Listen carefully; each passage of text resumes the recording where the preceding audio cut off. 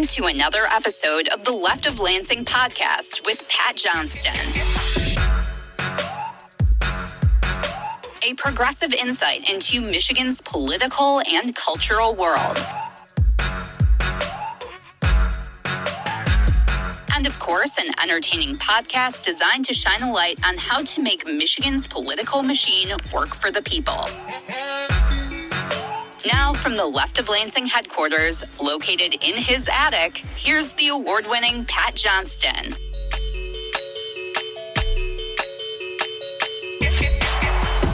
Oh, yeah! Welcome to another installment of Michigan's premier progressive podcast. I am Pat Johnston, and well, I don't know what happened to the Tigers either. They were my source of escape, my source of happiness during these dark times, and for the past spring and most of the summer, they were exactly that. But this last month, they've been anything but fun to watch or fun to listen to, as they are recording one of the greatest collapses in baseball history. And for that, they'll forever be remembered, which is something, I suppose.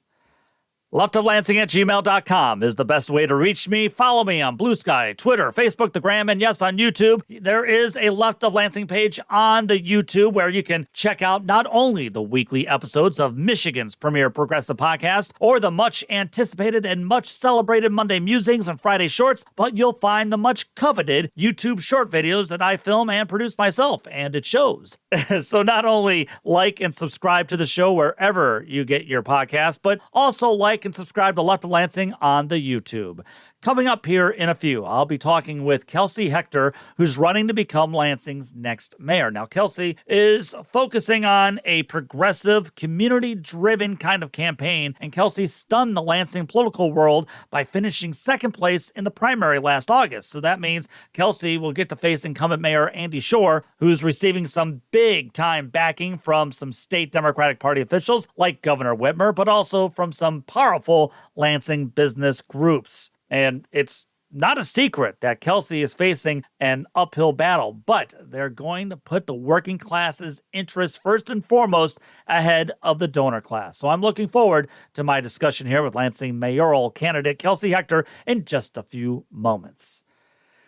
There's too much going on that I'm not really sure, where to begin the last time that we talked, but I'd like to share with you a little conversation I had with a dear friend of mine the other day, because they said something that I've heard others say from time to time, especially over the last year. They told me that they are worn out and that they are exhausted by the constant barrage of news coverage of our dear leader, and for their mental health break, they need to enforce what you would call a personal news blackout. And look, I get it. I really do get it. I'm in the same boat, which is why I don't do a whole lot of commentating or even checking on the news via social media. I mean, I will peruse places to see if I'm missing some big news, but otherwise, I don't mind giving myself some mental health breaks on the weekends.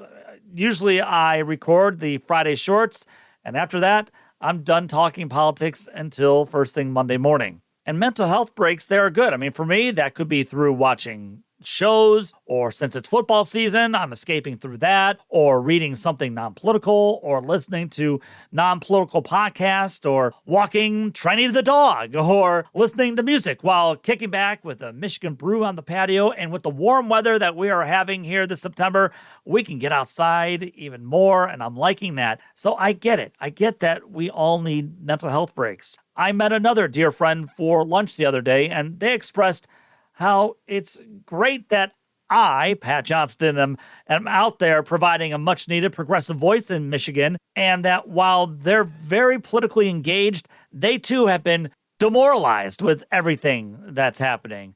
They even said that they'd like to do some charity work or do something where they feel like that they're actually doing some good. And I gave her a line from the TV show MASH, which I have shared on here a few times. I'm going to share it again, but it's where a villain in one episode deridingly asks Hawkeye and BJ if they're going to clean up all of Korea themselves. And BJ responds, no, just our little corner of it. That's the way to view things nowadays. I really do. I like that viewpoint. Please, I mean, there are all kinds of charities and nonprofits out there who need help. And if you want to see immediate change occur, that's where you can change it fast. I always say change happens fast on a local end more than on a state and national end. I believe in that because I believe it to be true.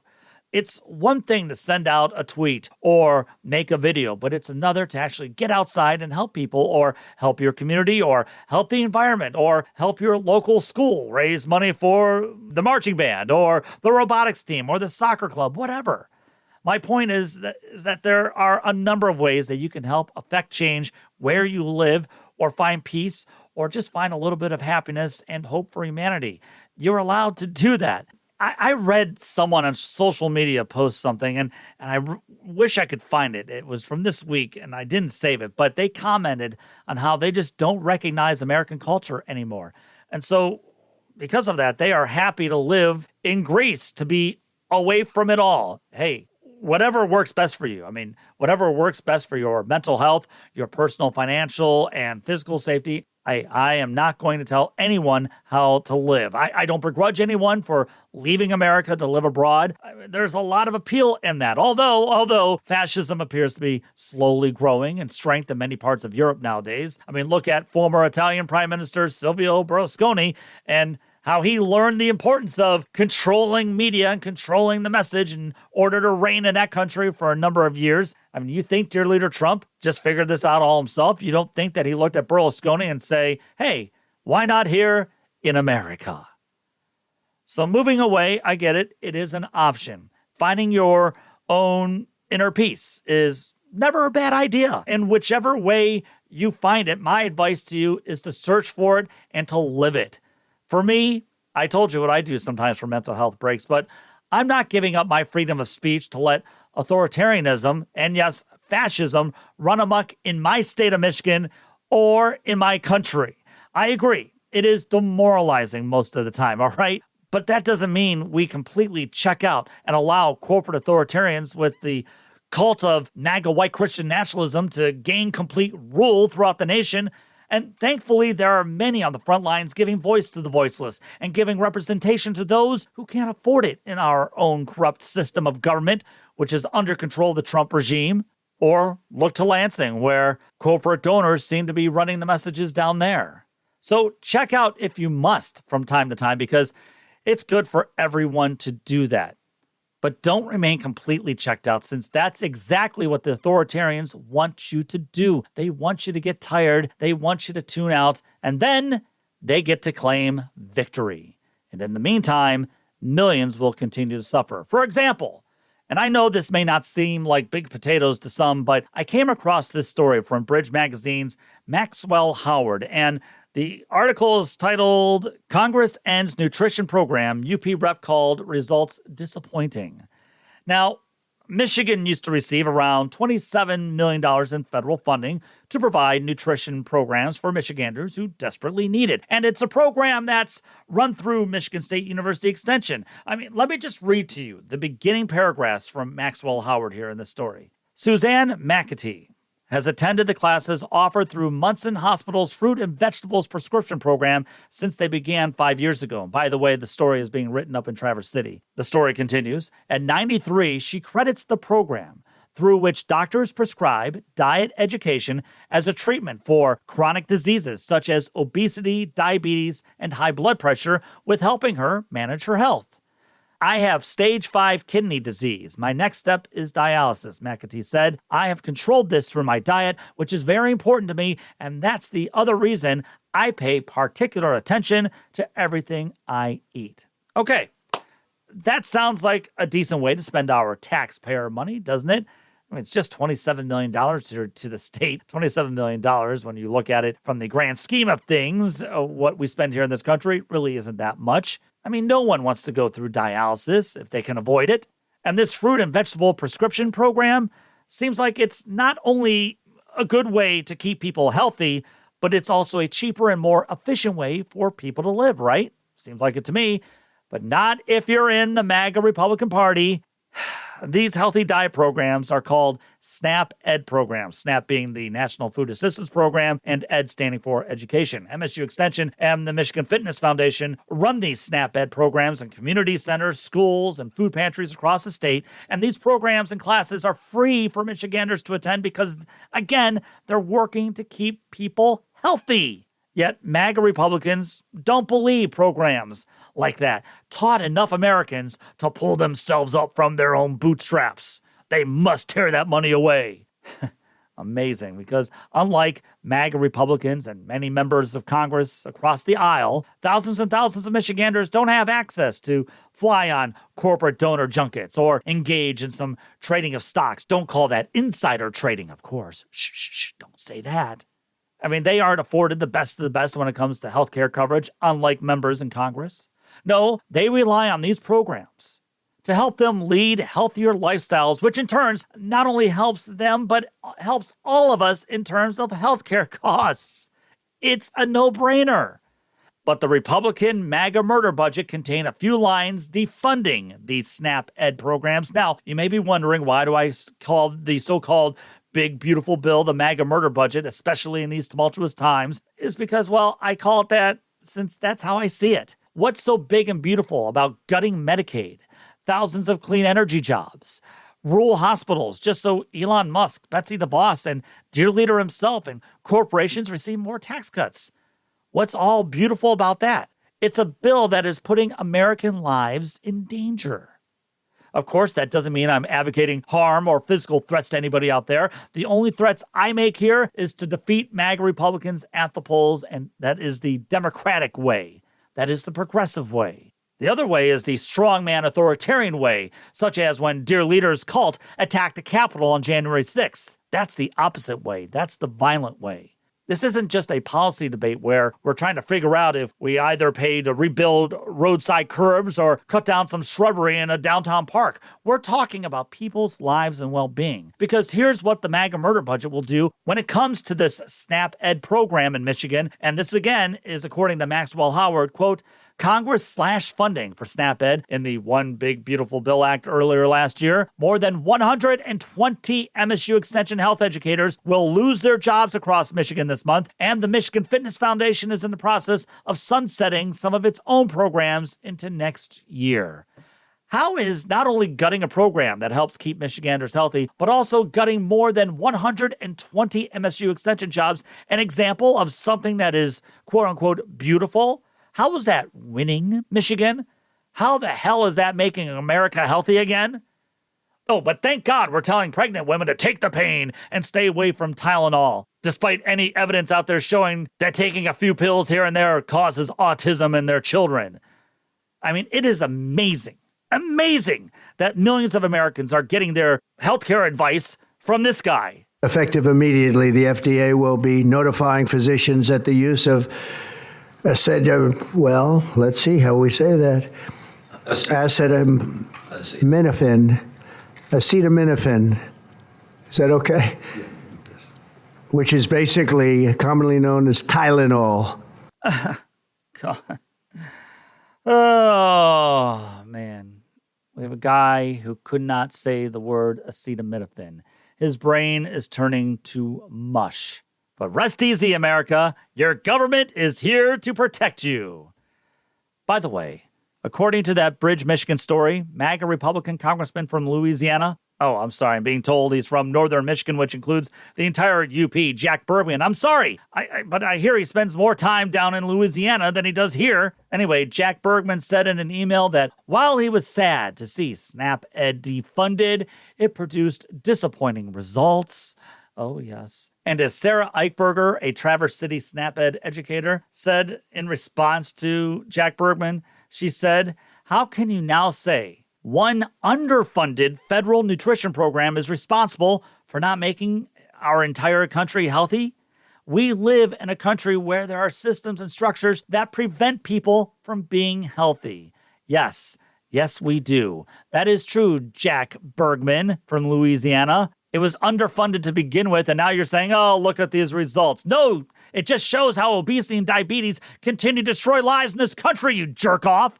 We should be doing more to promote and to provide healthier foods for people across Michigan, both in urban areas and in rural areas, because we are all part of the same faction. We are all working class Michiganders. Jack Bergman, though, doesn't care about working class Michiganders. He just cares about the elite donor class. I mean, this is just like keeping a stupid coal-fired power plant open on the west side of Michigan, even though the company owning it, Consumers Energy, which isn't exactly the most leftist of companies, scheduled to shut it down back in May, but the Trump regime is forcing it open despite it being out of date, too expensive, and too damaging to Michigan's air, just because the oil and gas lobby paid dear leader to be in the White House. They don't care about the health of working class Michiganders. They only care about profits and power. Which brings me to this final point. Before inviting Kelsea Hector to the show, former Vice President and Democratic presidential nominee Kamala Harris. Now, she's back in the public eye after releasing a new book on her presidential campaign called 107 Days. The title is about, of course, the number of days she took over for Joe Biden as the head of the Democratic Party last year. And I haven't gotten a chance to read the book, although watching MSNBC's Rachel Maddow's interview of Harris on YouTube, it's interesting that Maddow highlighted a part in the book where Harris described how some Democrats weren't the most enthused once President Biden announced that he was stepping aside for Harris, and that included Michigan Governor Gretchen Whitmer, who told Harris, "I believe you'll win, but I need to let the dust settle, talk to my colleagues before I make a public statement." Sounded like someone was a bit disappointed by the process. And I get it. I seem to recall someone clamoring for a convention primary race. Who was that? Oh, yeah, that's right. That was me. Regardless, I thought out of the gate, Kamala Harris did a great job as she focused on corporate price gouging, affordable housing, corruption, and more. But as I said ad nauseum after the election, this decision to go to the mythical center was a disaster because it appeared that she didn't stand for really much of anything. And she was pretty much telling everyone, hey, we're just going to stick with the status quo. That's not what a lot of Americans wanted to hear. And even those who were voting for her, they didn't want to hear that. And those Democratic consultants who gave her such advice helped cause the times that we are now in. Of course, we cannot overlook or discount or diminish how racism and sexism played a role since this country ended up voting for a guy who tried to steal the 2020 election, who was an adjudicated sexual abuser, and who's a 34-time felon. They voted for that guy over an accomplished black woman, a guy who cannot speak in complete sentences or say the word acetaminophen, and also a guy who thinks immigrants seeking asylum come from literal insane asylums.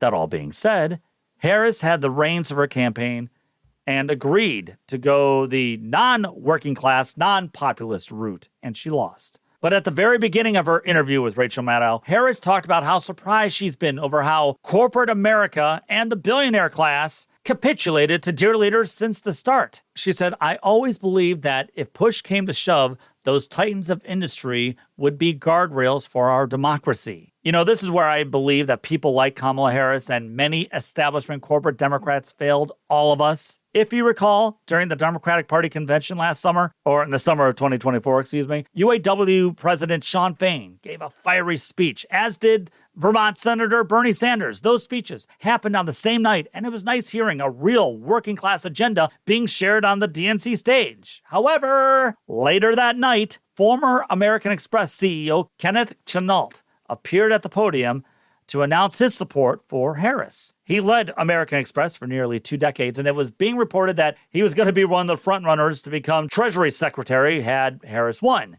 But other than that, what purpose was his speech? Was it reaching out to the working class who were struggling day by day? No. It was to appease the rich corporate elitist donor class. It sent mixed messages that confused voters that night. Well, that and also not inviting Palestinian Americans on stage to describe the horrors their family members were experiencing in Gaza. Yeah, that sent a mixed message as well. But these titans of industry were never going to save America. In authoritarian governments, capitulation is needed in order for specific corporations to win favor over other ones. And corporate titans understand that pleasing dear leader guarantees them favor and goodwill and tax breaks. and the gutting of the National Labor Relations Board, and less environmental protection, and a more corrupt and corporate-friendly Supreme Court.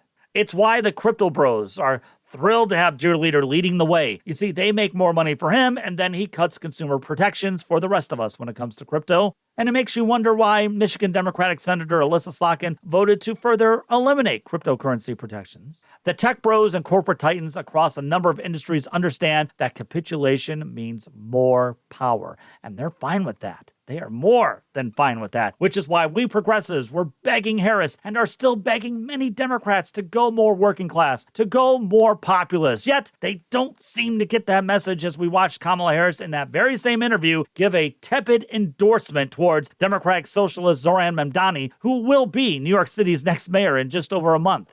Establishment Democrats are not going to save you. The courts are not going to save you. Corporations were never going to save you. It's up to the people to save the working class, and it's up to the people to save democracy. One of those people fighting to save the working class is Kelsea Hector, who's running to become Lansing's next mayor. She's up next right after this brief timeout. You're listening to LOL. This isn't a conservative podcast. We actually believe in freedom here. And we don't lose sleep over solar panels either. It's Left of Lansing with Pat Johnston. Don't forget, we're on YouTube now. Subscribe to us on YouTube or wherever else you get your podcasts. Tell Pat what you think of the show by contacting him at leftoflansing@gmail.com. Now, let's get back to the show with Pat Johnston.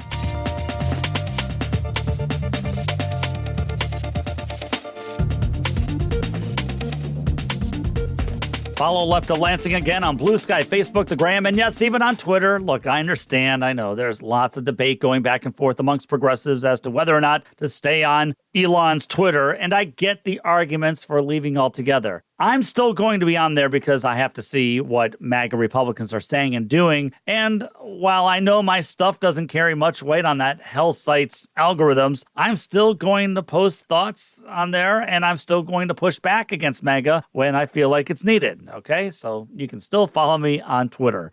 Also, remember to subscribe and give the show a good 5-star review wherever you're listening. Subscriptions and 5-star reviews really help us in podcast land, okay? All right, well, I have to thank a YouTube viewer on one of my videos on my YouTube page of alerting me last month on a major victory for progressives in Michigan. And that's when Kelsea Hector surprised some so-called veteran political observers down there in Lansing by securing a spot on the November ballot for the mayoral race in Lansing. Incumbent Democratic Party Mayor Andy Shore collected the majority of the vote, but Kelsea Hector was able to finish in second place, defeating some other candidates who had name recognition on their side. But one of the primary opponents that Kelsea defeated, David Ellis, endorsed Kelsea Hector, telling the City Pulse that Kelsea knows what they're talking about and that Kelsea does not ignore people that they disagree with. Now, Kelsea will have a one-on-one face-off against Mayor Shore, who's got the backing of some prominent Democrats, including Governor Whitmer, and who's also got the backing of the powerful Lansing Regional Chamber Political Action Committee.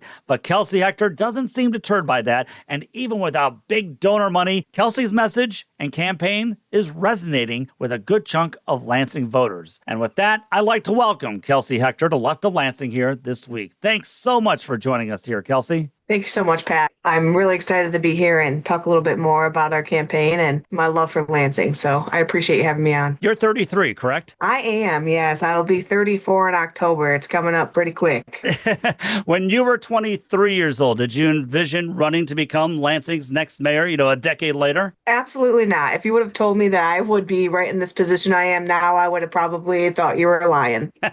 Well, tell us a little bit about yourself. I mean, where did you grow up and, where did you go to school? Yeah, so I grew up in rural Eaton County. I went to Eaton Rapids most part. I actually dropped out and went and got my GED and ended up going back to college eventually. And I have lived off and on in Lansing a big chunk of my life, and it's definitely the place that I've always called home and the place I always come back to because there's just something really special about Lansing and the people that live here. So, well, this is something I usually ask many candidates who appear on the show. So I'd just like to ask you, I mean, looking back, was there something that happened, be it locally or was it something in national politics, whatever, that made you politically active in the first place? Yeah, I think that growing up in poverty, you start to realize very quickly that those that take care of us are actually our neighbors and not the system, even though we pay taxes and we show up every day and, we're the people on the ground building the infrastructure and,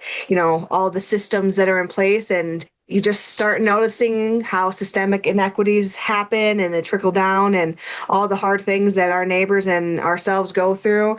And I think that at some point, my anger kind of turned into more of like a sacred rage, right? This power behind movement and action where you start to kind of channel your anger into what can be done in this moment and how can I lend a hand. And so I just slowly started doing that. It started with, mutual aid networks, helping out locally, being a little bit loud. And I was a teacher for a time and making sure that my kids' voices were advocated for and they got to sit at the table and advocate for themselves. And, as we go along, we continue to see the system fail people, right? We are not people-centered. Our solutions are largely based in capital and not people. And so I think at this point, I needed to see a shift. And if I didn't at least put my toe in the water to see what could happen, I would have regretted it. So that's why I'm here now. You mentioned, growing up in poverty. So that is like one of the main reasons why you have decided to always help, not just with your community, but also get involved with politics, because you got to see firsthand how those in poverty, or just even, poverty, working class, it's all together. Yep. Do you see that the working class not represented enough or as effectively as they should be? No, I don't. I don't see it in either party, right? So you have a huge issue with either being talked down to or Republicans trying to get people on their team and try to appease to sentiments that they think people are for. And at the end of the day, when I talk to folks, we all have the kind of same base understanding and values, but we have a lot of propaganda that gets pushed out and a lot of language that's used to mobilize people that isn't even in their best interest. And I think that people are just unruly. They want to see change and they want to see a government that actually works for them and people that are willing to walk the walk after they make promises or show up, right? And not just disappear after they're elected. I think building relationships should be the cornerstone of any job that you have, especially when it's a service leader. And I think that some of our politicians need to remember that they are a service leader. They aren't meant to govern. They're meant to be of service to the people. And so sometimes I think that we need to take a step back and remind them that that is actually what their job is. Kelsea, I think we're getting a pretty good idea of what your politics probably are, considering all of the work that you've been doing for those in poverty and those in the working class. But I'm still going to ask you, what exactly are your politics? I'm definitely a progressive, right? I would not consider myself a Democrat by any means. I see the issues with the Democratic Party, and I think that as long as I continue to be community first and justice oriented and centered, that's where my politics lead me. And I believe, like I said before, that government really should be a partner to the community, not a barrier. And when it comes to things like equity and inclusion and even just practical solutions, we really need to make sure that everyone's voices can be heard and we're making sure that, our table's big enough for everyone, but everyone can thrive because not one thing works for everybody. And so meeting people where they're at is what I'm all about. That's awesome. You're the executive director for a nonprofit group called Punks with Lunch Lansing. Can you tell everybody what that's all about? Yeah, so we do harm reduction stuff. We go out in the community and we provide safe use materials for people that are in active substance use. And we provide testing. Our team is in the near end of getting ready to do HIV, Hep C, and STI testing for folks. We go out and we connect people with other resources, right? So if you want housing, we try to connect you with, the ACEs in their places, the people that can help you with that, with food. We go out with tents. We go out with hygiene supplies. We have a massive volunteer pool of people in our community that are just looking out for everyone. And that includes unhoused folks. We have volunteers that are unhoused or maybe used to be unhoused, because I think we all kind of understand that if the system isn't going to take care of us, the only people left are us. And so we kind of try and fill those gaps where they're needed. And I think the work speaks for itself. That sounds like it's an around the clock kind of a job and kind of a responsibility. It is. Yes, it very much is. But And something you it's love doing, right? It definitely is. I mean, it's a little bit hard mentally when you have, you see the same thing over and over and over again. For example, we see these camps getting swept all around town, but people have no place to go. And so they end up going back to the same place and getting swept again. And during that whole process, they lose documents, they lose belonging, they gain more trauma, right? People are already traumatized that are unhoused, and we continue to pile it on top of them without providing actual solutions and assistance to help people get to where they need to be. And I get that resources are thin, especially right now as we see all more cuts happening, but there's got to be some different way that we can do it, because the way we've been doing it just doesn't work. As you just described, you're doing so much work for many unhoused residents in and around the Lansing area. Kelsea, what kinds of ideas or solutions do you think should be pursued to make housing more affordable? I think the really practical thing is that we can take direction from places like the rent is too damn high and put in the tenant bill of rights. We can have more landlord accountability. We can make sure that people have the ability to fix their homes and put that towards rent if necessary, so that we don't look down the line and their home is getting red tagged and they got to be pushed out, right? I think that we can see a few things, right? We can stop doing sweeps the way that we're doing and instead go out and provide people with resources. We can make sure that when we're having people and developers come into our community, that we have community-centered solutions and those community agreements where we're making them kind of help out, right? Like we're going to put some money towards some affordable housing, or we're going to make sure that the local residents are the ones that are going to have a good union job to come to when their doors open. There's a lot of really practical small things that I think that we could be doing that don't cost us a lot of money, and we're just not doing them. And, my question is why? Kelsea, what drew you in to really want to get into this whole fight for Lansing's mayoral race? I mean, what made you want to run here for mayor this year? So I've never ran for anything before, but I kept waiting for someone to step forward during this election that would have maybe a little bit more political or community backing than I did, just coming out of left field and nowhere. And I just kept waiting, and no one ever really stepped forward. I know that we had some other people that, are great, but I would have loved to see some other folks put their name in the running. And the day of came, and I had talked to a few other folks that I know. And it's like, what happens if we just do it at the base level? At least we can be loud and maybe force Andy to make some more, deliberate choices to be involved and to help people out. So we did it. And then we were out there doing, talking to people and trying our best to campaign, even from sometimes a place of ignorance, just not knowing what we don't know. And then the election happened, and I think, we're very excited and all shocked at the same time. And so that just means more work to be done. Were you surprised when you came in second place? Yes, I was.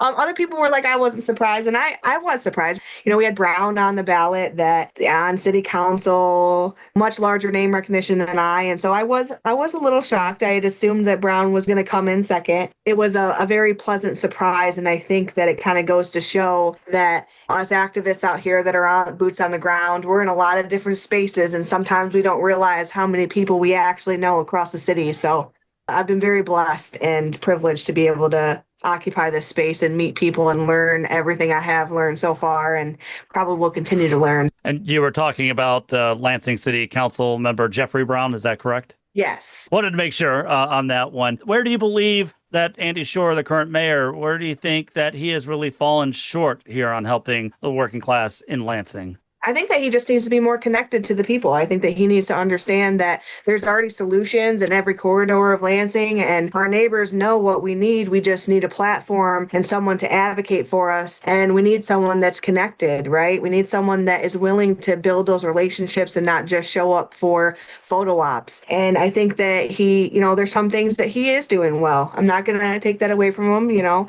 I think that he's a pretty nice guy, but we need someone that's willing to take risks, someone that's a little bit louder, someone that's willing to not only do the right things locally, but to be loud and advocate for us on a state and federal level. And we just need that push. And I think that when you get someone a little bit younger and a little bit more community centered and connected, you see a lot of mountains start to move. On your website, you said that you'd like to support small businesses and the working class in Lansing. How would you like to help out the working class in Lansing? And where do you think that the current leadership has fallen short in that regard? Yeah, so I can just tell you what my neighbors have told me, and they've noticed that a lot of long-term businesses have been closing their doors. They've noticed that there's not as much support outside of the downtown corridor than there is downtown for businesses. They've noticed, some things that just make it hard when we have new businesses coming in or we're trying to market to outside businesses to come in, where we just need to make sure that we're giving a lot more love to what's already here, right? How can we prop up what already exist to create economic opportunity so that the money stays here? And I think just listening to our neighbors and really taking to heart what they're telling us is the way to go. And I don't know if that's really happening in this moment. And I know that we do try with different town halls and stuff, but oftentimes a town hall happens and then the very things that are being said in those town halls don't end up making the cut. And so my question is are we just making space for people's voices? Or are we actually making space to utilize their voices in rooms that they can't be in, right? To actually make the changes necessary. I would love to see more jobs come into Lansing, but I also want to be very careful about making sure that we have good paying jobs. We don't need more $12, $13, $14 an hour jobs. People can't live off that. We have a housing shortage, and if we don't have economic opportunity that allows people to work for a living wage, then we're just going to continue to see this cycle. And so I hope that even if whoever wins, that Lansing residents' voices are leveraged far more than they are right now. Kelsea, if you don't mind, I'd like to go back and talk about your work with the unhoused community, because the Lansing City Council filed a lawsuit recently to clear an encampment in Lansing, and that led to a battle with many fighting for the rights of the unhoused. Last week, Ingham County Judge Rosemarie Aquilina ordered that encampment to be shut down after she toured the site. I was hoping you could share more about what's happening on that issue and also about your fight for those in the encampment. Yeah, absolutely. So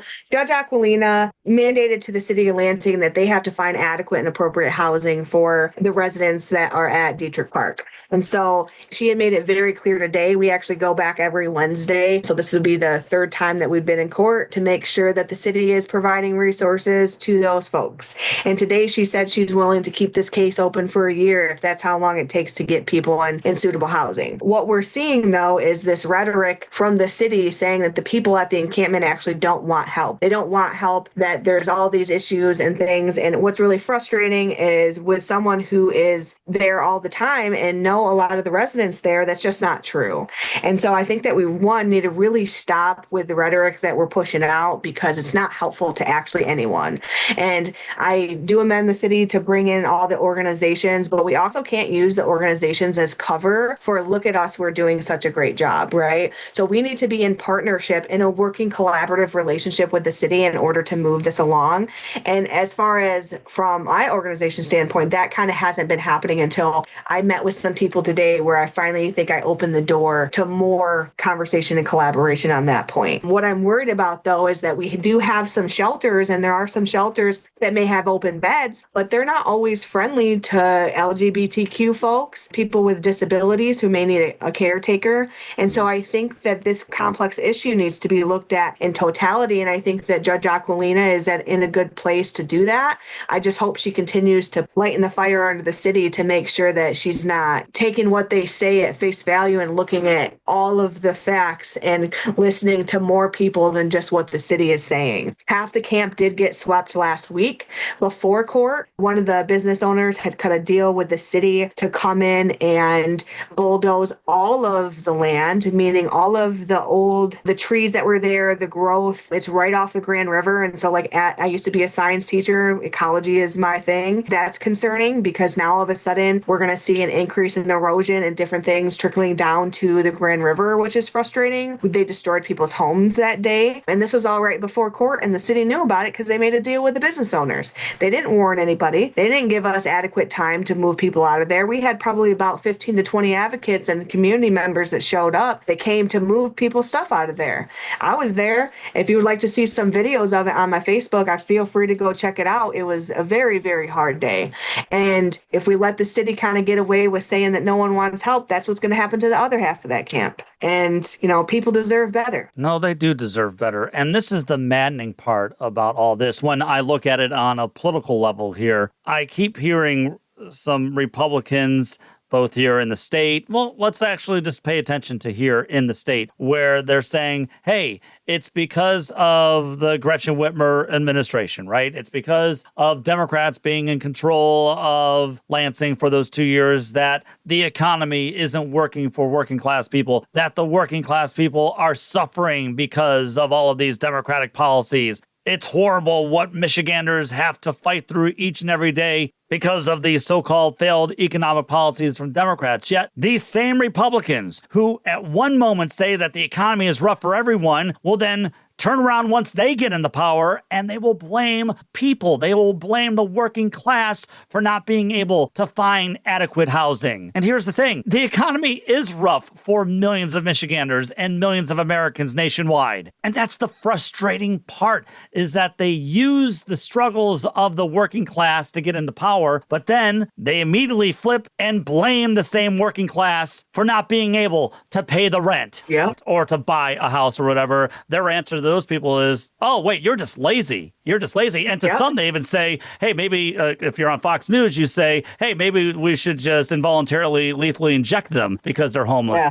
Can you talk about that kind of frustration and how our society tends to dehumanize people who are unhoused? I think that, capitalism demands a boogeyman. And so if you want to continue to go and do what we consider the right thing, that we need to make sure we have this fear for you. And that tends to be unhoused folks, right? You could be them. This could be you. And in reality, what we need to be thinking is that there's so many systemic failures that people are pushed into these positions, right? The pressure and the weight of our society right now create these problems. It is a symptom of the larger whole. It's frustrating as someone who is out there talking to folks. Like I've couch surfed before, I've lived out of my car before, and I get it. And it's hard and it's not easy. And you're right, a lot of these folks do have jobs, and it's just frustrating because it doesn't just come from the Republican side. That may be really drastic, but we also have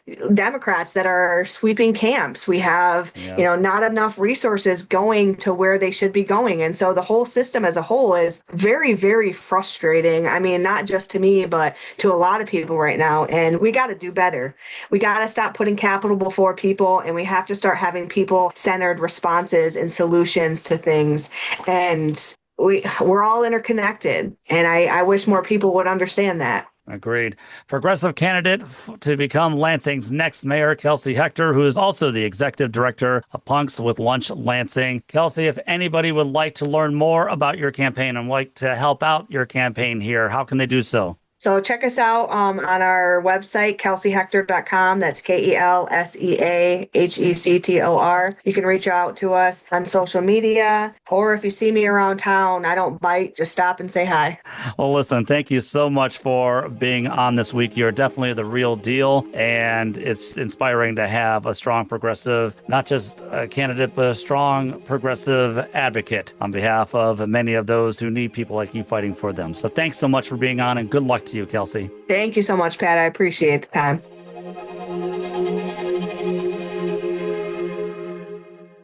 He spent nearly 25 years working as a liberal voice in conservative talk radio across the state, and he's still a somewhat stable person.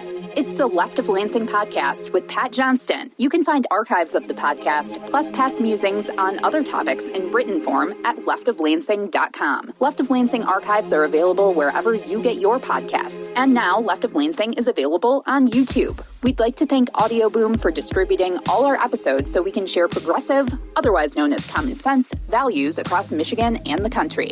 Now, here's Pat Johnston.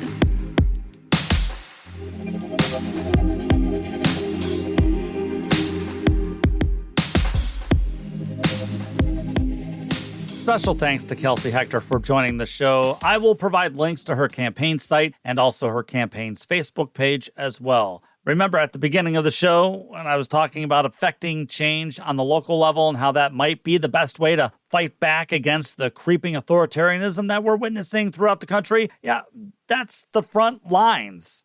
Your local community. That's the front lines. And also, it actually is a way to help people in your community and to help you feel like that you are making a positive impact for many. It takes more than just tweeting or posting hot takes on the gram. Believe me, I should know since I do my share of that. But there's Kelsea Hector spending time on finding ways to make the system work for those who are feeling left behind by the system. And there's Kelsea Hector using their experiences of growing up in poverty to find ways to help people gain a better life. And there's Kelsea Hector doing the work for the common good and also putting her name on the ballot to represent the working class in Lansing. Yes, it is probably going to be an uphill battle for Kelsea, but putting a face to the struggling working class is part of the battle. And in that way already, Kelsea is winning. Check out her website and donate to help her out if you can. Time now for the Left of Lansing Last Call. Well, as of this recording, there was another shooting because this is America. This shooting occurred in Dallas, Texas, where a white male shot an ICE facility, killing one detainee or one undocumented person. Were they undocumented? We don't know yet. While critically wounding two other detainees before shooting himself dead. No ICE officials were injured in the shooting. Now, Vice President for the Tech Bros, J.D. Vance, and Homeland Security Secretary Kristi Noem spent the day decrying the violence, which they declared to be left-wing. Now, FBI Chief Kash Patel, and I still cannot believe that's a true title for such a clown, shared a photo which he claimed showed that the shooter had ideological motives. And that photo appears to say anti-ICE on one of the gunman's shell casing. But knowing how much Kash Patel has lied about everything, including how he'd release everything regarding the dead sex trafficker Jeffrey Epstein, well, forgive me if I'll need more time and more evidence. Regardless, if this guy was anti-ICE, which is also a term not many use, how does killing a detainee help the cause again? That one doesn't make sense, and that's why I'm withholding any judgment for now. But make no mistake, the Trump regime and MAGA Republicans are using this very incident to get us to shut up and stop criticizing the lawlessness and the violent behavior that ICE is committing on thousands of good people living their lives in American communities. Now, what MAGA Republicans won't politicize is the gun, or how guns make it easy to kill people, or how guns seem to be in the hands of a lot of bad guys right now, despite law enforcement being around at many of these incidents. I mean, just last week, a suspected domestic abuser went over to his girlfriend's home to probably kill her because he shot and killed their dog. And once police arrived, the man shot 3 police officers dead in that southern Pennsylvania town of North Cordis, and the man reportedly used an AR-15 to kill the officers before police shot and killed the killer. Now, progressives and Democrats have been trying to make it harder for dangerous men like domestic abusers to get their hands on assault rifles, and we're not only doing it to help save the lives of women and female victims, we're also doing that to help save the lives of police officers. And that's why it's strange, really strange, that you haven't heard Dear Leader or J.D. Vance or Kash Patel or other MAGA Republicans say a whole lot about this event. Killing police officers is considered one of the worst crimes anyone could commit. And we're told by the gun nuts that people are less likely to use guns when authorities are on the scene. But that wasn't the case here, once again.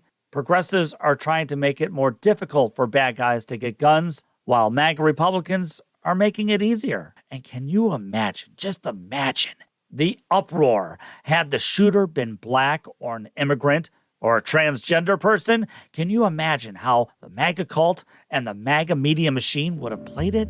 Can you? But since the guy was a domestic abuser and a white domestic abuser, they are all silent. And MAGA's silence on the shooting speaks volumes. At least to me it does. You're listening to the Left of Lansing podcast. The music you're hearing is by Wander Beats. To hear the latest project, check out Space Leopard on your favorite streaming site. Now back to our favorite progressive voice in Michigan. It's Pat Johnston.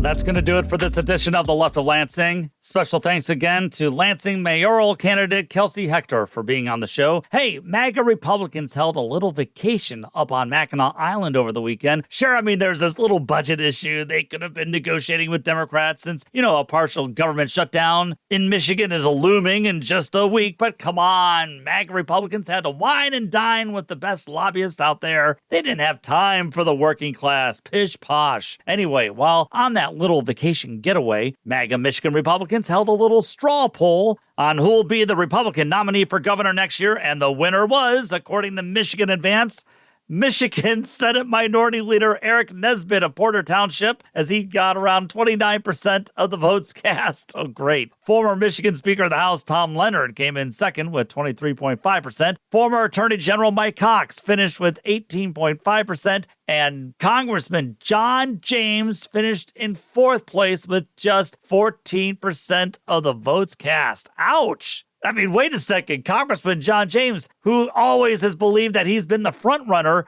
finished in fourth place? Oh, man. And what I would give to have that nut job Eric Nesbitt be the nominee. That would be beautiful. But what this straw poll, in all seriousness, does show is how these primary races for governor and for the open U.S. Senate seat will be a long fight on both sides of the aisle. And I think for the Democratic Party, there's going to be like a Tea Party kind of revolution happening there because the people are angry and they want to evaluate and measure up who's actually going to be working for them. Have a good weekend, everyone. And remember, take the battle to them. Thank you, Michigan. I said, well, let's see how we say that. Acetaminophen. Acetaminophen. Is that okay? The Left of Lansing podcast was produced by Pat Johnston, written by Pat Johnston, researched by Pat Johnston, edited by Pat Johnston, and hosted by, yes, Pat Johnston. Technical assistance by Dr. Heather. And thanks to our good friend Kirsten for the awesome podcast logo. Remember to visit leftoflansing.com for more news and information. Thanks again for listening to the Left of Lansing podcast.